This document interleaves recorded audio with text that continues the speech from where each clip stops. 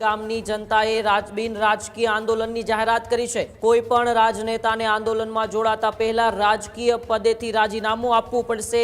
જો આંદોલન ગાંધીનગર સુધી પહોંચી હોત તો ઊંડા કૂવામાં ઉતર્યા હોત, આવી વાત પણ ખેડૂતે કરી। આજ દિવસ સુધી અમે કોઈ પક્ષનો સાથ લીધો નથી અને આપણે એની કઈ જરૂર નથી, કારણ કે દગો થાય। જો ગાંધીનગર રેલી પહોંચી હોત તો હજી ઊંડા કૂવામાં ઉતારે। એટલે આજથી જેતપર ગામે ઉપવાસ આંદોલન ચાલુ કર્યું, તેના સમર્થનમાંથી હું જૂના ઘાટીલાથી આવ્યો છું। બાકી અમારે લાઈન નથી નીકળતી એટલે એવું નહીં સમજવાનું કે આ નહીં આવે તે નહીં આવે। અમે એક ખેડૂતના દીકરા છીએ, કાલ સવારે અમારે અહીંયાથી નીકળશે અને સરપંચોને કહું છું, તમે કોઈ રાજકીય પદ નથી, તમે પણ આવો, વેલકમ।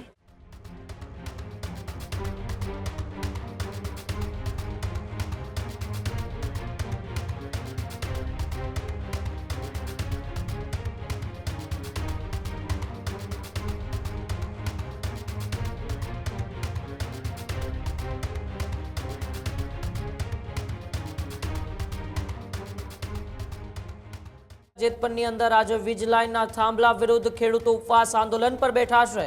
મોરબીના જેતપર ગામે હેવી વીજ લાઇન મુદ્દે આજથી ઉપવાસ આંદોલન। જેતપુર ગામની જનતાએ રાજકીય આંદોલનની જાહેરાત કરી છે। કોઈ પણ રાજનેતાને આંદોલનમાં જોડાતા પહેલા રાજકીય પદેથી રાજીનામું આપવું પડશે, આવી વાત જેતપર ગામના ખેડૂતોએ કરી છે। કાલાવાડમાં આજ દિન સુધી કોઈ પક્ષનો સાથ નથી લીધો તેવું એ વાત કરતા એક ખેડૂતે જણાવ્યું છે। જો આંદોલન ગાંધીનગર સુધી પહોંચી હોત તો ઊંડા કૂવામાં ઉતર્યા હોત, આવી વાત પણ ખેડૂતે કરી। નારી શક્તિ આગળ આવે, નારી શક્તિ વગર ઉદ્ધાર નથી, આવી વાત પણ તે ખેડૂત દ્વારા કરવામાં આવી। જેતપર જિલ્લા પંચાયતના આપના પ્રભારીએ રાજીનામું આપીને તેઓ આંદોલનમાં જોડાયા છે। જ્યાં સુધી માંગણીઓ નહીં સંતોષાય ત્યાં સુધી આ આંદોલન શરૂ રહેશે। જેતપરથી 100 કિમી દૂરના ગામોએ પણ આંદોલનને સમર્થન આપ્યું છે।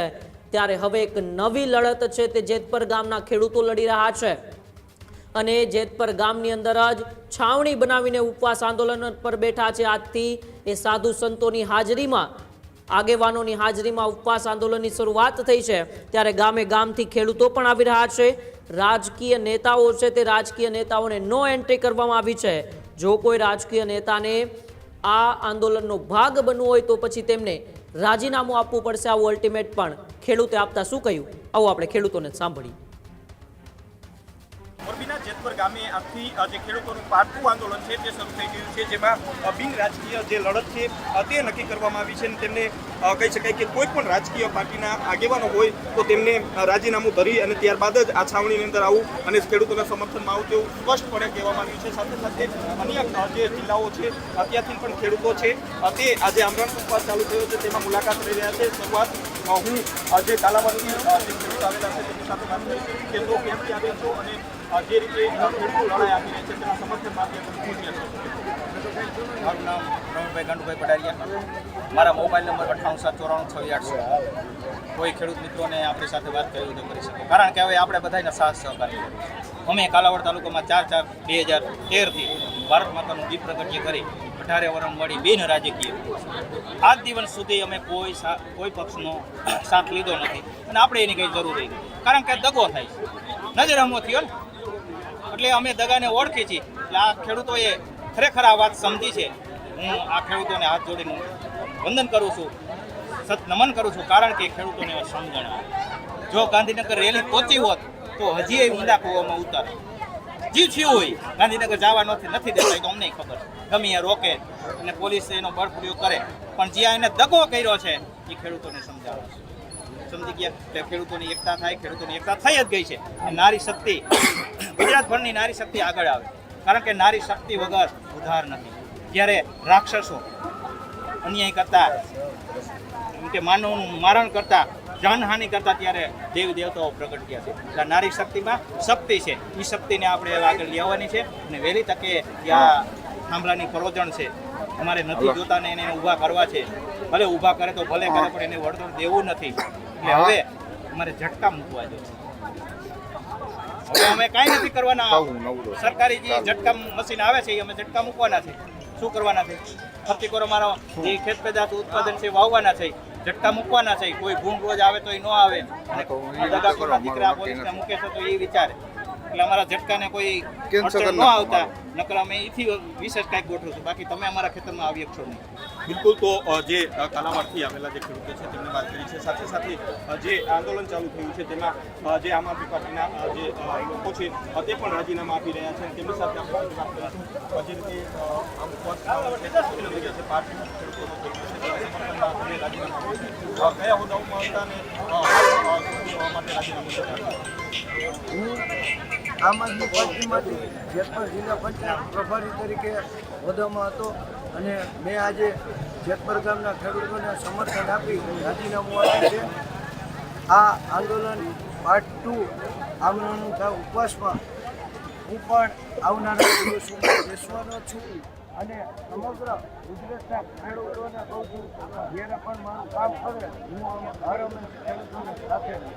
બિલકુલ. તો અન્ય વ્યક્તિ છે તેમને પણ રાજીનામું આપ્યું છે. આ કયા હોદ્દા ઉપર હતા અને રાજીનામું ખેડૂત નથી છતાં પણ ખેડૂતોના સમર્થનમાં જે છે તેની વાત છે.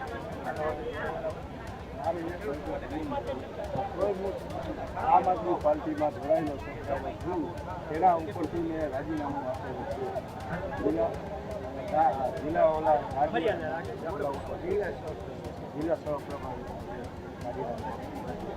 બિલકુલ. તો જે રીતે રાજીનામા છે તે આપી રહ્યા છે અને ખેડૂતોના સમર્થનમાં આવી રહ્યા છે.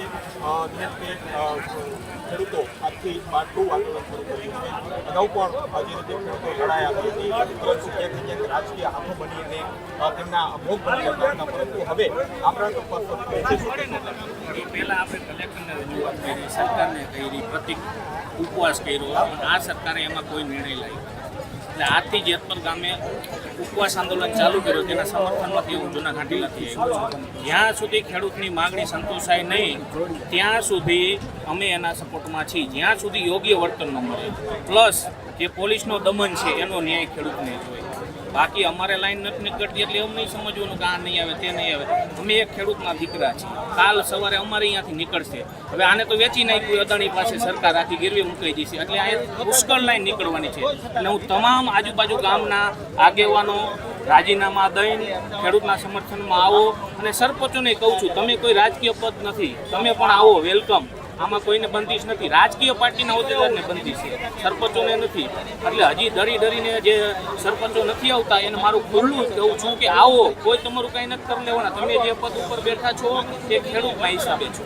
બાકી કે પાર્ટી કાલ હવે તમે ટિકિટ નહીં આપે તમે શું કરશો? એટલે બધાને ખુલીને કહું, ડરોમાં આ સરકાર કાંઈ નથી કરવાની. ખેડૂત સાથે રહ્યો, ખેડૂતને ન્યાય અપાવો એવી અમારી માંગણી છે. બિલકુલ. તો જે પ્રકારે ન્યાયની માંગ સાથે જોડિયા તાલુકાનું ભાદરા ગામ, જામનગર જિલ્લો. હું અહીંયાથી ખેડૂત સમર્થનમાં આવ્યો છું અને કાયમી ભેગો જ રહી છું. અમારે અહીંયાથી લાઈન 765 કેવી એના અહીંયા અનશન ઉપર વિતરાય એટલે અમે અહીંયાથી 100 કિલોમીટર સુધી ત્યાં ટેકો આપવા આવ્યા છે. અન્ય કોઈ ખેડૂતોને શું કહેશો? જે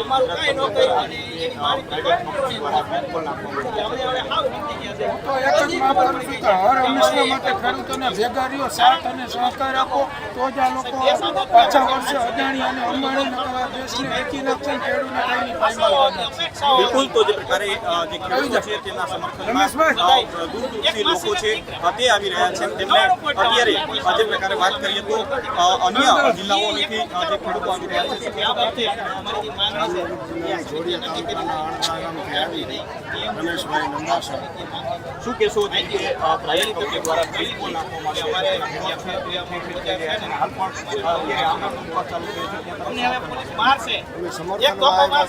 દાદાગીરી હાલેલી ખેડૂતો કોઈ સાંભળે નહીં, છતાંય અવારનવાર સરકારમાં રજૂઆત કરવા છતાં કોઈ પણ અધિકારીઓ કોઈ રાજકીય ક્ષેત્ર કાંઈ જવાબ આપતા નથી. એકતાથી આવું કાયદાકીયમાં હાલેલી આ લોકશાહી છે તો કાંઈ નહીં તો કાંઈક રસ્તા ખેડૂતને આપવા જોઈએ. આવી દાદાગીરીથી કાંઈ પણ કાર્ય ન થાય. બિલકુલ. તો જે રીતે તાનાશાહી કરવામાં આવી રહી છે અત્યારે જે ખેડૂતો છે તે આમરણ ઉપવાસ છે તે કરી રહ્યા છે અને આવનારા દિવસોની અંદર ગાંધીજી માર્ગે પણ જે લડત છે તે લડશે, પરંતુ જરૂર પડે તો સરદાર પટેલના માર્ગે પણ ચાલવા ખેડૂતો છે તે અત્યારે હુંકાર કરી રહ્યા છે. વિશાળ ન્યૂઝ. આ જ પ્રકારની તમામ અપડેટ જોવા માટે ન્યૂઝરૂમ ગુજરાતને લાઇક, શેર અને સબસ્ક્રાઇબ કરવાનું ભૂલતા નહીં.